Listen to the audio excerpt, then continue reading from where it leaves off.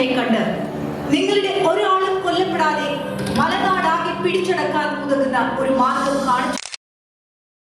ഓടിപ്പോകുന്നതുകൊണ്ട് മീനന്റെ ജീവൻ രക്ഷിച്ചു. ഇപ്പോൾ തന്നെ ഞങ്ങൾ അദ്ദേഹത്തെ വിളിക്കാം.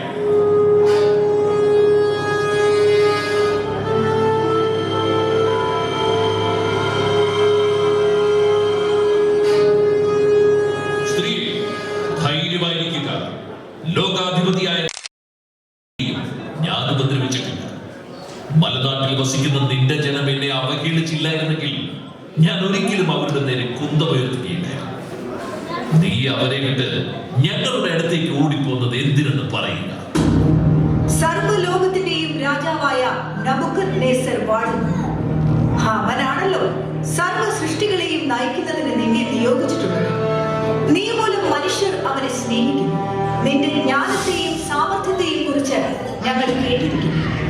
എല്ലാ വിവരവും അറിയുന്നവനും വലിയ യുദ്ധതന്ത്രജ്ഞനുമായി ഈ രാജ്യത്ത് ഒരു നല്ല മനുഷ്യനുള്ളത് നീ മാത്രമാണെന്ന വിവരം ലോകം മുഴുവൻ അറിഞ്ഞു കഴിഞ്ഞു.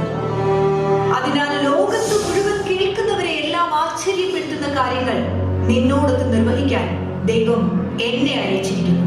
ഞങ്ങളുടെ കരങ്ങൾക്ക് ശക്തി നൽകാനും എന്റെ യജമാനനെ അവഹേളിക്കുന്നവർക്ക് നാശം വരുത്താനും നിന്നെ ഞങ്ങളുടെ അടുത്തേക്ക് അയച്ച ദൈവത്തിന്റെ പറഞ്ഞതുപോലെ പ്രവർത്തിക്കുന്ന പക്ഷം നിന്റെ ദൈവം എന്റെ ദൈവം. നീ നബൂഖദ്നേസറിന്റെ കൊട്ടാരത്തിൽ വസിക്കുകയും ലോക പ്രശസ്തിയാവുകയും ചെയ്യും.